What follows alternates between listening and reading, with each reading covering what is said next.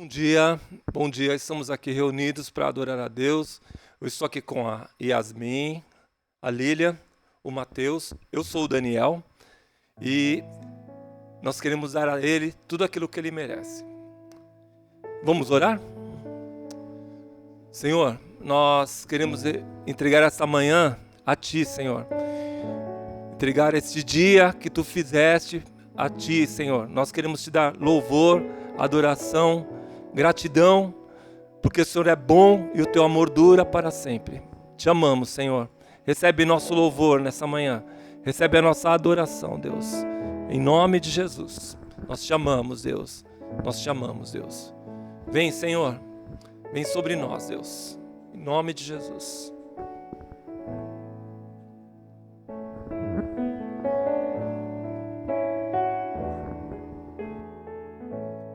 Tu que estás assentado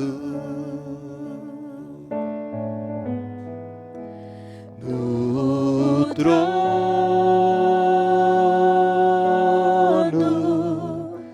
sempre reinando, soberano,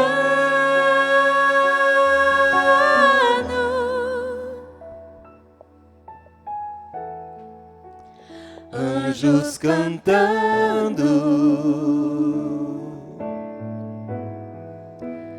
homens louvando,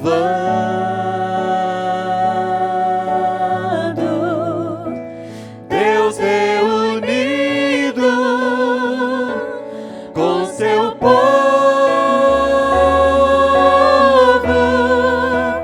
Alfa, Ômega,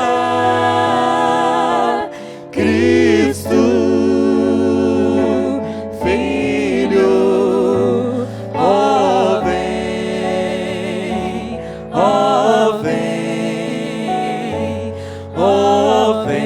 Senhor Jesus, Alfa,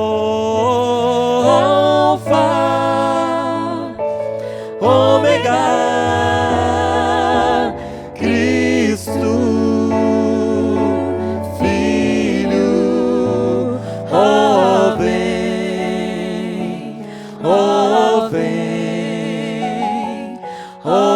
vem, Senhor Jesus.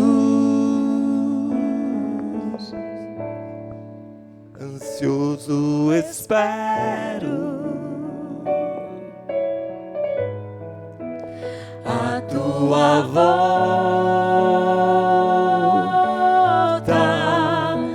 o grande dia em que tu virás. Então subiremos,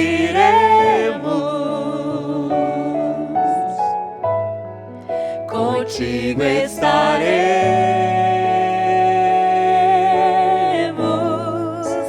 para todo sempre. Aleluia,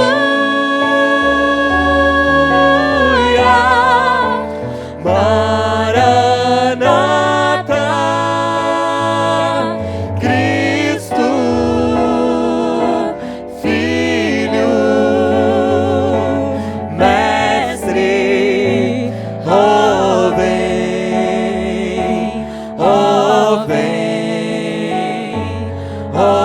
vem, Senhor Jesus, Maranata, Filho, Mestre,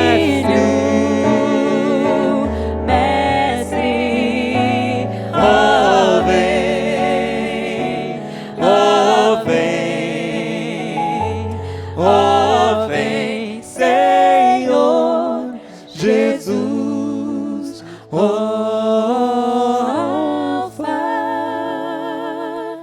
Ômega, Cristo, Filho, ó vem,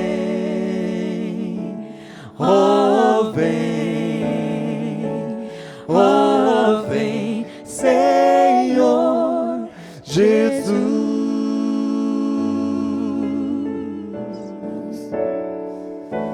Nós te ansiamos, Senhor. Ansiamos por tua volta. Maravilhoso, Conselheiro, Deus forte, Pai da eternidade, Príncipe da paz. Te adoramos, Senhor. Te adoramos. Amém, Senhor. Eu estava lendo no meu coração nessa semana o texto de Atos, no capítulo 4, versículos de número 27 a 31. E eu fiquei muito tocado por esse texto que aconteceu após a ressurreição do Senhor Jesus. A igreja está com a incumbência de pregar o Evangelho e começa uma perseguição, a primeira perseguição para a igreja, ordenando com muita violência e força para que eles parem de falar do nome do Senhor Jesus.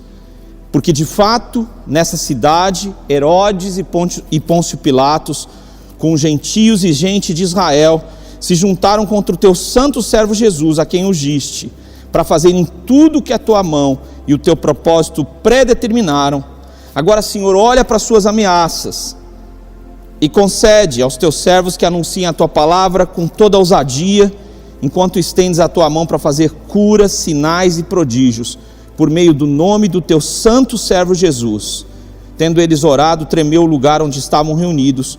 Todos ficaram cheios do Espírito Santo e com ousadia anunciavam a palavra de Deus.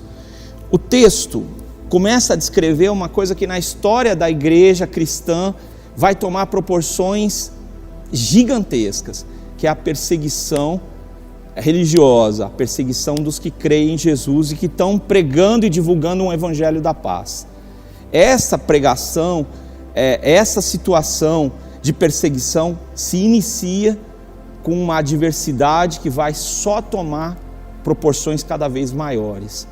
Nós estamos vivendo um período, vivemos um ano, os últimos 2 anos de grandes adversidades, de forças contrárias, de doença, de enfermidade, de insegurança, de ansiedade, e nós vivemos isso de uma forma muito intensa. E eu queria convidar você para pensar nesse texto sobre graça acima das grandes adversidades. Graça acima das grandes adversidades. O Brasil é um país que tem riquezas naturais muito, muito grandes. Nós temos rios caudalosos com muita água, nós temos sol em alguns lugares o ano inteiro, nós temos vegetação, nós temos animais, flora, fauna, e muita gente vive de uma forma com tanta possível fartura de alimento, que basta pescar um peixe e ele vai ter a proteína que ele precisa para a vida dele, né? Não é que isso resolva todos os problemas, de forma nenhuma, mas a gente tem recursos naturais no nosso país incríveis. Diferente de alguns outros lugares do mundo, nós temos um céu que fica azul a maior parte do nosso tempo aqui. Existem lugares de neve, lugares onde sempre está cinza, por muito tempo o céu está cinza. Nosso povo é um povo que tem uma característica de ser um povo extrovertido e alegre, né? Um povo muito inventivo para as dificuldades, um povo que está sempre procurando saídas, né? Então não deveria faltar para nós, no nosso país, para nenhum brasileiro, alimento, porque nós somos um celeiro para o mundo. Produzimos grãos, produzimos de verdade, temos gado, temos muito do que é o alimento do mundo aqui no nosso país. Nós não temos desertos, sabe? E somos um país que tem uma democracia, você pode eleger os seus governantes, né? Nós não temos terremotos, desastres, isso não é uma coisa que acontece no nosso país como acontece em outros países, né? Então nós não precisamos, por causa de não vivermos terremotos, não termos passado por grandes guerras, as adversidades elas existem no nosso país, mas não como em outros lugares, sabe? E como é que a gente vai lidar quando parece que tudo, como é que a gente vai lidar com a vida quando tudo parece conspirar contra nós? Como é que eu posso encontrar graça no meio das adversidades, no meio das forças contrárias a mim? Essa era a questão da igreja de Jesus. A igreja inicialmente estava apavorada, porque Jesus, o Messias, morreu e não ressuscitava. E eles queriam entender essa mensagem do Messias que morreu, e que ficou sobre a mão de Pôncio Pilatos, do Império Romano, e ficou sobre a mão e o poder de Herodes, que era dos judeus. Então ele diz, olha, as pessoas se juntaram nessa cidade chamada Jerusalém contra o teu santo servo Jesus, né? E quem? Pilatos, Herodes e judeus e todas as pessoas de diversas nações, sabe? Parece que a igreja estava vivendo um período de uma grande opressão contra a sua fé. Eles estavam sozinhos, eles estavam isolados, eles não sabiam o que seria deles. Nos primeiros dias, o questionamento é: onde está Jesus? E esse ano está terminando, e você está ouvindo essa mensagem online, e talvez esteja fazendo uma perspectiva do que é que você vai fazer. Mas a pergunta é: onde Jesus está na sua história hoje? Era a pergunta da igreja: onde é que está Jesus? Né? Talvez você precisa fazer essa pergunta para você: onde é que está Jesus na minha vida? Né? O que foi feito das obras de Deus na minha vida? O que foi feito dos milagres de Deus? Né? Como é que Deus está agindo? Qual a proximidade que eu tenho em relação a Ele? Por que o calor da presença dEle na minha vida não é mais sentida? Estas foram as perguntas que a igreja primitiva fez, porque ela queria estar perto do Senhor Jesus, perto de Deus. E eu acho que esse é o centro, eu creio que esse é o centro da pergunta que eu e você temos que fazer sobre o propósito de Deus para as nossas vidas, nesse exato momento que nós estamos vivendo. Mas ao mesmo tempo que a igreja fez essas perguntas, a igreja começou a afirmar algumas realidades. Primeiro, Jesus ressuscitou. Sabe? Jesus ressuscitou. Então, eles saíram e começaram a pregar essa mensagem: Jesus ressuscitou. A morte não dominou Jesus, a morte não dominou as nossas vidas. Todos os que creem também vão ressuscitar. O medo que a igreja estava sentindo, que era um medo devastador, eles estavam trancados com medo dos judeus, é o que os evangelhos dizem. Agora eles estão nas ruas, eles estão curando pessoas em nome de Jesus, eles estão proclamando o nome de Jesus, dizendo: Jesus está vivo. Agora não em forma física, mas espiritual. E Ele está conosco. E qualquer adversidade, qualquer complexidade, nós vamos vencer pelo poder de Deus. A igreja se reuniu e professou isso que os versos de número, no capítulo 4, dos versos de número 27 a 31 dizem: olha, todos conspiram contra nós, contra o teu povo, contra a igreja de Jesus. Mas, independente disso, é pelo seu poder que nós vamos vencer essa batalha. É isso que eles vão orar. E o que está acontecendo nesse exato momento, quando eles proferem essa mensagem dos versos de número 27 a 31? A religião do momento está contra a fé deles. A religião do momento está dizendo assim o seguinte: olha, não é, vocês não são, vocês nunca serão, e vocês não têm resposta, e o que vocês estão falando é uma falsidade. E eles estavam ouvindo a religião dos seus pais agora, o que a religião do seu tempo dizia, e não havia nenhuma resposta para eles, senão a fé no coração deles. Então eu quero dizer que em alguns momentos na sua vida, mesmo uma instituição religiosa pode não acreditar naquilo que Deus está realizando na sua vida. Eles podem desprezar a sua visão, desprezar seus sonhos, desprezar até a maneira como você vê a Deus. E foi o que aconteceu com aqueles homens. As autoridades do império estavam contra eles, ou seja, era muito difícil que o povo que dominava todos os povos em volta, o Império Romano, foi debaixo da chancela, da direção deles, que Jesus foi crucificado. E Jesus sofreu de forma horrível.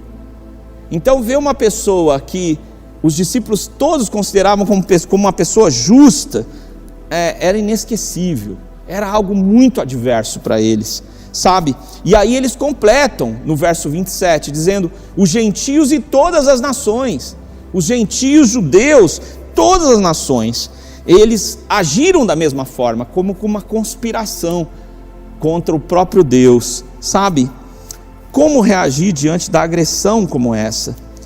A resposta deles era que Deus está vivo e atuante.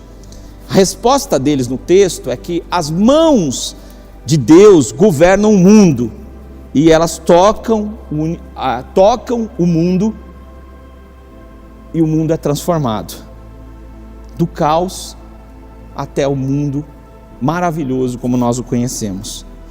Então, na oração deles, eles dizem: Senhor, faz o seguinte, estende as tuas mãos para realizar muitas ações. Então, uma das coisas que eles estão professando é que Jesus está vivo e que a mão de Deus pode se estender. Eu creio que uma religião, ela pode ser igual a uma filosofia humana, se ela não tiver a presença de Deus. Mas se você crê em Deus, e se você for um seguidor dele, você vai entender que não é você que atua para mudar o mundo, simplesmente, mas Deus atua na sua vida e no que Ele quiser para mudar o mundo. É Deus que estende a sua mão. Quando você estende a sua mão, é um resultado de que Deus estendeu a sua mão e tocou em você. Então eles dizem o seguinte: Senhor, olha, as autoridades fizeram tudo o que a tua mão e o teu propósito predeterminaram.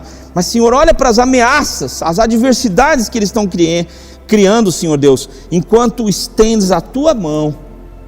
Então eu queria falar para você que está ouvindo essa mensagem agora, que o plano de Deus é estender a sua mão de uma tal forma que ela alcance o plano e o propósito dele na sua vida, através da sua vida e além da sua vida.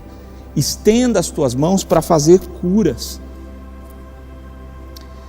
Deus cura. Deus cura.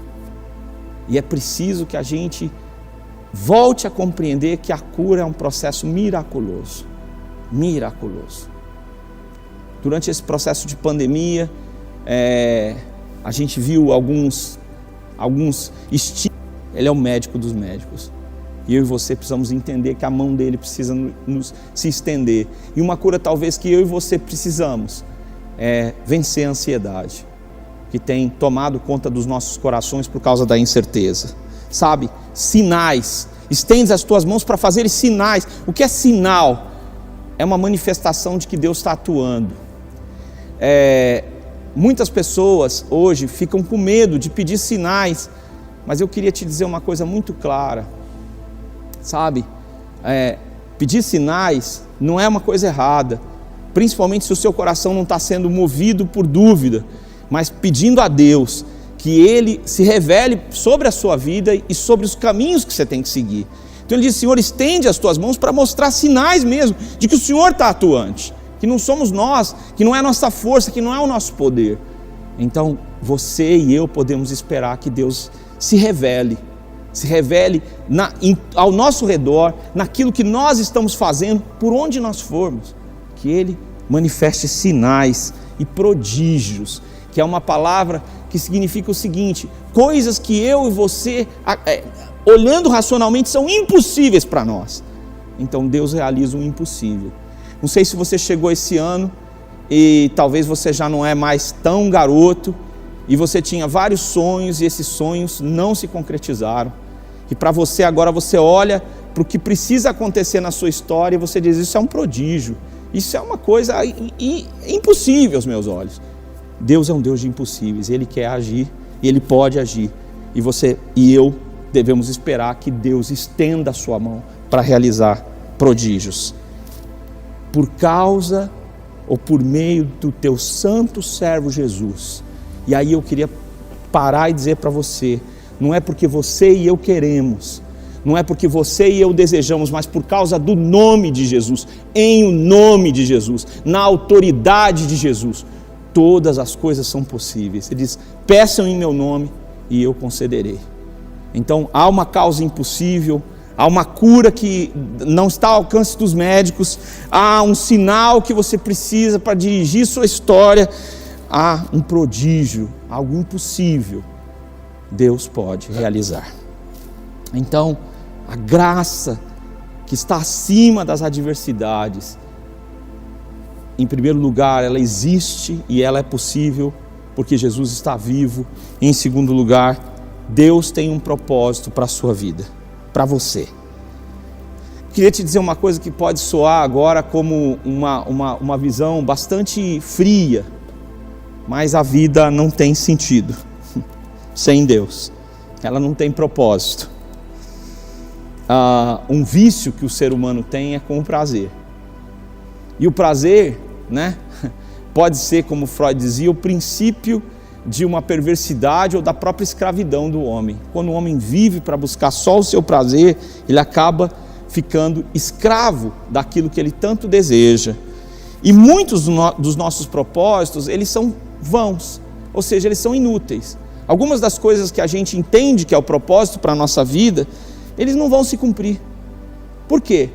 Porque às vezes eles não têm sentido mesmo, e às vezes é um sonho tão distante que nós não conseguimos conceber.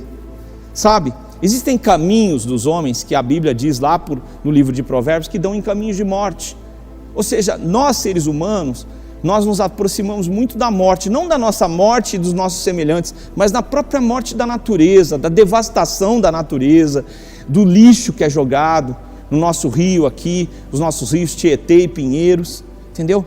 A morte parece nos cercar, e muitos dos nossos caminhos parecem dar em caminhos de morte, e até os nossos desejos, dos quais eu falei que nós somos escravos, nós não sabemos o que desejar. Por quê?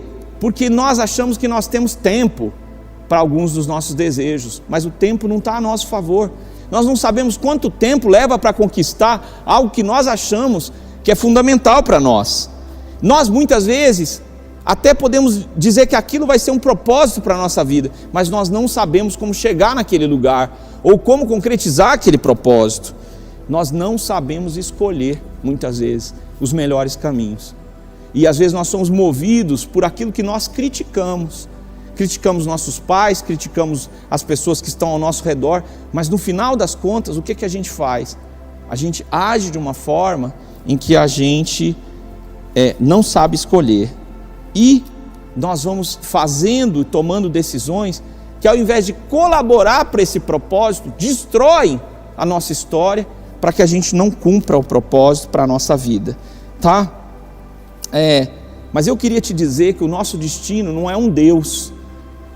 Os gregos acreditavam que os deuses é que determinavam o destino deles e que o destino era imutável, sabe? Não são os deuses que determinam o nosso destino. Deus tem um propósito para você, e o propósito que Ele tem para a sua vida é o melhor, sabe? Mesmo em meio às adversidades, mesmo em meio aos conflitos, Deus ainda está acima do conflito. O texto diz: Senhor, o que aconteceu em Jerusalém, o teu propósito predeterminou. Ou seja, Deus tem um propósito. Nos nossos dias, a mensagem para muitos cristãos é a seguinte, e para muitas religiões: você não vai passar por adversidades, porque você crê em Deus. O texto diz: não, o teu propósito foi que, através das adversidades, o Senhor produzisse uma redenção sem fim para as pessoas. E o que o texto diz é que Jesus sofreu um infortúnio, o que é ruim, o que é adverso, e o mal que deveria recair sobre nós, Jesus sofreu. Deus não afasta, ou Deus não evita que nós passemos por adversidades, mas Ele está conosco e estará conosco para que nós passemos por essas adversidades, vendo que Jesus é o nosso exemplo, que Ele passou por adversidades e venceu. Sabe, a mão de Deus age no meio das adversidades. Senhor, fizeram tudo o que eles achavam que era o controle deles sobre o teu santo servo Jesus, mas isso era o teu plano de redenção. Então as adversidades contam em toda a história da Bíblia que aqueles que temem a Deus passam pela adversidade e veem o plano da redenção e a mão de Deus agindo, mesmo nos momentos de maior conflito. Deus age para gerar redenção, libertação, para mudar a sorte do mundo e para iluminar aquilo que está em trevas. A igreja disse para Deus em oração: Senhor, Tu fizeste isso, Tu permitiste que essas adversidades acontecessem para manifestar a Tua glória, e Tu ungiste, eles mataram o Teu ungido, servo Jesus. Mesmo no meio do infortúnio, Deus está ungindo pessoas, ou seja, selecionando pessoas, abençoando pessoas, e mesmo os momentos mais escuros da história humana não podem impedir que a mão de Deus haja para mudar o rumo da vida dos homens. É uma mensagem, uma unção de esperança, de pessoas como o Senhor Jesus, que no meio daquele ambiente contrário, proclama que a esperança é o próprio Deus. Então você poderia perguntar: qual é o propósito de Deus para a minha vida? E a igreja fez a oração dizendo: Senhor, concede aos teus servos, diz o texto, concede aos teus servos que anunciem a tua palavra com ousadia, enquanto tu estendes a tua mão para fazer curas, sinais, prodígios por meio do teu santo servo Jesus. Quando eles oraram, tremeu o lugar, e eles ficaram cheios do Espírito Santo e com ousadia anunciavam a palavra de Deus. Qual é o propósito de Deus? Qual é o teu propósito para a minha vida? Em primeiro lugar, que você tenha uma vida ousada. Sabe, existem fases da nossa fé. Uma delas em que a gente é ingênuo, em que a gente está só procurando fugir do mal, e a gente tem medo do mal, e isso é bom. Você não deve namorar o mal. Mas existe uma fase onde você se torna uma pessoa madura e você é convidado a iluminar a escuridão que se colocar ao seu redor. A escuridão não são pessoas, mas são escolhas que as pessoas fazem, ou são pensamentos e atitudes que se opõem ao próprio Deus. Sabe, eu e você somos chamados a ter uma vida de ousadia para viver o propósito de Deus. E o que é essa ousadia? É uma coragem que sem Deus você não possui. Uma maneira de ver o mundo que antes de andar com Deus você não possuía. Uma atitude diante das crises quando você não tem força mais para continuar. Milagre de Deus, sabe? Então o primeiro propósito de Deus é te dar ousadia no meio da adversidade que você pode estar vivendo. Em segundo lugar, concede aos teus servos ousadia para proclamarem a tua palavra, diz o texto. Concedes para que anunciem a tua palavra. O que eu queria dizer é que o propósito de Deus é que você entregue a palavra de Deus, que você compartilhe a palavra de Deus com os outros. Antes eu pensava que quando eu ia pregar a palavra de Deus, igual eu estou fazendo hoje, ou quando eu ia compartilhar a palavra de Deus, eu ficava pensando que existia uma grande necessidade do meu raciocínio, de muitas vezes a pessoa ser convencida ou compreender o que a palavra de Deus diz, e isso tudo precisa acontecer. Mas tem uma dimensão que eu vim aprender depois, que a palavra de Deus ela é viva e eficaz, e eu e você podemos e devemos entregar essa palavra para as pessoas, uma palavra de esperança que ressuscita os mortos.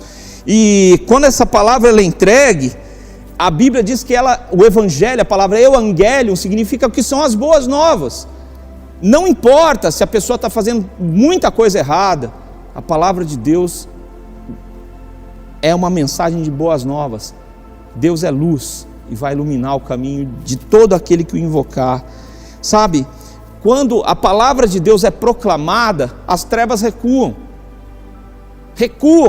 porque é a palavra de Deus, não é sua, é do próprio Deus. Pela fé, Deus opera milagres por causa da palavra dele.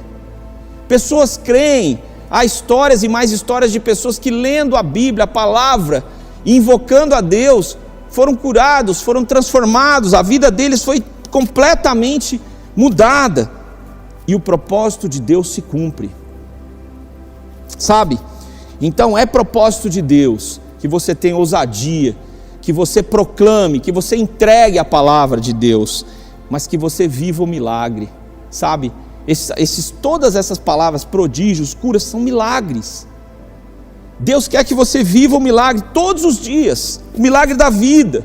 Deus quer que você entenda que o milagre é Ele, que o próprio Deus é um milagre para nós, mas Deus também quer que você participe do milagre, que você faça parte desse milagre que é a vida que se estende para outras pessoas, e Deus quer que você receba o milagre também na sua história, que você não se limite a não receber o milagre. É propósito de Deus que você seja cheio do Espírito Santo. Cheio do Espírito Santo. Significa que a sua vida precisa estar aberta para Deus. E ela precisa ser esvaziada de tantos propósitos que não vão levar você a ser uma pessoa feliz. O que está ocupando o lugar de Deus na sua vida precisa ser retirado, porque Deus tem um propósito para a sua vida. Sabe? E o desafio que eu e você temos hoje é viver o propósito agora. A Bíblia diz que depois que eles oraram, eles anunciaram a palavra de Deus com intrepidez, e que Deus manifestou que estava com eles. Sabe? Foi o que aconteceu com a igreja. A igreja viveu de uma maneira que impressionou o mundo, porque mesmo a adversidade não conseguiu impedir a obra que Deus quer fazer. Não impediu aquilo que o Senhor quer fazer. Eu e você somos enviados por Deus para vivermos uma vida com o propósito de Deus.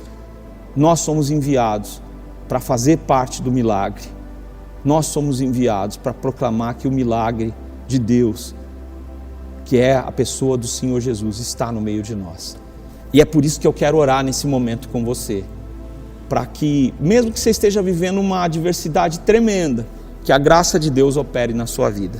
Vamos orar?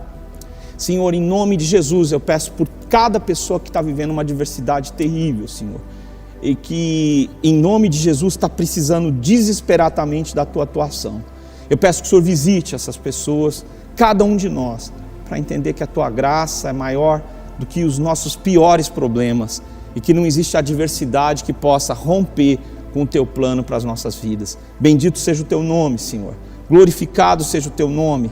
Senhor, abençoa cada pessoa que agora está tão tomado pelas circunstâncias adversas, que não tem conseguido ver que Jesus está vivo e não tem conseguido enxergar o propósito para a sua vida. E eu peço, Senhor, que o Senhor reposicione o nosso coração, nossa fé e a nossa jornada espiritual. Em nome de Jesus. Amém. Que a graça de Jesus, o amor de Deus o Pai, e que o poder transformador do Espírito Santo conduza vocês a essa travessia em meio às adversidades da vida, uma travessia cheia da graça de Deus, hoje e para todos sempre. Amém. Deus os abençoe. Deus abençoe. Que bom que você está aqui conosco. É um privilégio ter você perto de nós, ainda que seja online. Claro que a gente quer te ver presencialmente aqui, mas você está com a gente. Eu não sei de onde você está acompanhando as mensagens, mas a gente está notando que você está conosco. E a gente quer que você esteja ainda mais perto. Se você tem estado conosco, tem aproveitado dessas mensagens, tem sido abençoado por elas, eu queria convidar você para compartilhar o nosso canal Redenção TV, o Eli Moreira Oficial, que são os nossos canais do YouTube, para você poder compartilhar essas mensagens para outras pessoas. E eu queria te contar algo mais. Nós temos um site que fala da Bíblia, fala de Deus, fala de várias realidades humanas, como a qualidade de vida, o que está acontecendo no mundo, que é o redenção.co. Olha, veja o endereço aí, redenção.co. É um site que está aberto para qualquer pessoa conhecer um pouco mais de Deus, conhecer um pouco mais da Bíblia. E eu vou te dizer, não é um institucional. Entra aí, confere e você vai ver que é um canal rico de conteúdos, rico de falar de geografia, de história, de Bíblia, de realidade de pessoas, de ação social. É um site que você precisa conferir. Isso tudo tem sido construído graças ao apoio de gente como você. Nós precisamos que você seja parceiro de redenção, para que a gente faça mais. A gente já fez algumas coisas, mas a gente quer fazer muito mais. Você entrando no canal, você compartilhando com outras pessoas, você apontando a sua câmera aqui para o nosso QR Code ou para os dados da nossa conta bancária e enviando para a redenção um apoio financeiro. Ore por nós, esteja próximo, envie mensagens, compartilhe conosco que você está sendo um parceiro de redenção. E isso vai fazer com que essa mensagem que você ouviu alcance muito mais pessoas.